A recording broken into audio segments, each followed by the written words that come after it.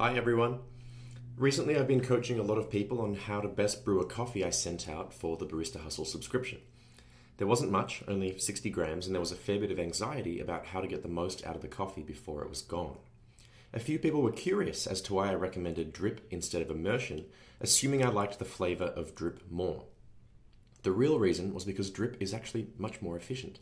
With the same amount of coffee beans, you'll be able to make more brews and tweak more variables, increasing your chances of success. Those conversations prompted this presentation on why drip is more efficient than immersion. So the primary difference between the two is how and when the coffee and water interact. Drip is on the left here. It can be a V60, Chemex, batch brewer, or any brewing device where fresh water is constantly flowing through the grinds and exiting from the brewer into the cup. Immersion is on the right. This could be AeroPress, French press, siphon, cupping bowls, any brewer where the coffee and water are together right until the end. Now, why is this difference important? Let's say we want to make a 200 gram brew with both methods, and both cups need to have 1.5% strength and 20% extraction to keep the numbers nice and round. We start with 15 grams of ground coffee in the pour over, and add 230 grams of water from our kettle. We make the pour over, and the water flows through for 2 minutes, picking up soluble flavors from the coffee as it goes, and 200 grams of brew is deposited in the cup, and it tastes good. Now 30 grams of water is left behind because those 15 grams of ground coffee soak up twice their weight in water. This number can change according to the coffee grinder and the roast, but for today, we're going to call it 2 to keep the math simple.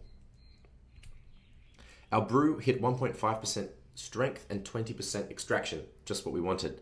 So let's do the same with an immersion brewer. 15 grams of ground coffee, 230 grams of water, brew it for 2 minutes or whatever, just like the pour over, and push it all out. 200 grams of coffee is now in our mug, and our grounds are holding 30 grams of coffee, just like last time. Except, it's only at 1.08% strength. Everything was the same, except our strength is now 0.42% lower. Herein is the main difference between immersion and drip. The water that's left behind in the immersion brew's grounds, in here, this 30 grams, is actually at a much higher strength than it was in the drip coffee, because it was sitting with the grinds the whole time and is now the same strength as the coffee liquid that was pushed out or decanted out of the brewer.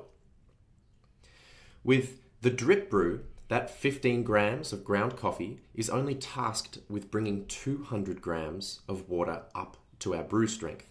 With the immersion brew, we're asking those 15 grams of coffee to make 230 grams of brew at the same strength. And it's not magic, so it can't. Therefore, the strength has to be lower with immersion. Another way to think about it is this.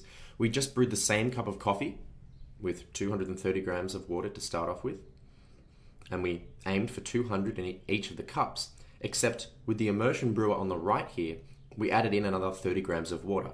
So just like an Americano or a long black, when you add water to the coffee, it's going to dilute it and reduce the strength. So what do we have to do to make both brews identical? Well, we need to add more coffee to the immersion. To get the same result, we need to add 2.2 grams of coffee, 17.2 in total. That's 15% more. We'd also have to increase the brew water to 234.4 grams to account for our extra dry coffee that's going to soak up some extra water. And this would allow us to make 2 identical brews. With drip coffee, the water extracts flavor and exits with it. As the brew goes on, the water in and around the grounds becomes more dilute until it approaches 0% strength. Never quite get there because the coffee's still giving off a little bit of flavor towards the end of the brew. Think of the color of coffee exiting a pour over towards the end of an extraction. It's a lot lighter than it was at the start. That super dilute water is what's left behind in and amongst the grounds. With immersion coffee, the water in and around the grinds continues to get stronger and stronger and ends up at the same strength as your brew. When you push out the AeroPress or plunge the French press, you're leaving behind water that's at the same strength as the brew. In fact, it is the brew. See how I've now coloured the leftover water in the AeroPress purple, just like the coffee in the mugs? That's because it's exactly the same thing. That extra brew can't just come from nowhere. Unless you're magic, the same weight of coffee can't bring that 15% extra water up to the same strength as the drip brew. It has to come from somewhere, so you have to add more coffee. Now, it might not seem like much, but it really adds up. Let's do some math to drive it home.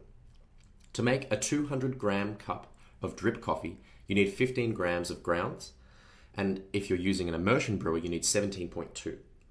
If you're making 500 cups of coffee a day, every day of the year, and the coffee beans cost US $23 a kilo or $50 a pound, you'll save $9,235 doing it with a dripper. Not to mention the water and electricity costs. This is one of the most compelling arguments for using batch brewers at high volume.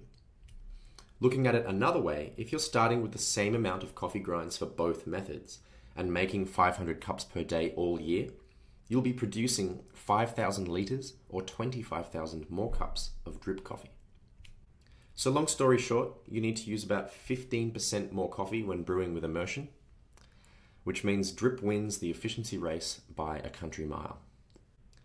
This presentation is brought to you by baristahustle.com and myself, Matt Perger. Barista Hustle is a community of coffee professionals and enthusiasts looking to push the boundaries of coffee together. Join us in the Barista Hustle private Facebook group for discussions, sign up to the weekly email list to stay up to date with the latest news and ideas in coffee, or subscribe to the coffee subscription to receive an envelope of rare and beautiful coffees from around the world each month. Thanks for watching.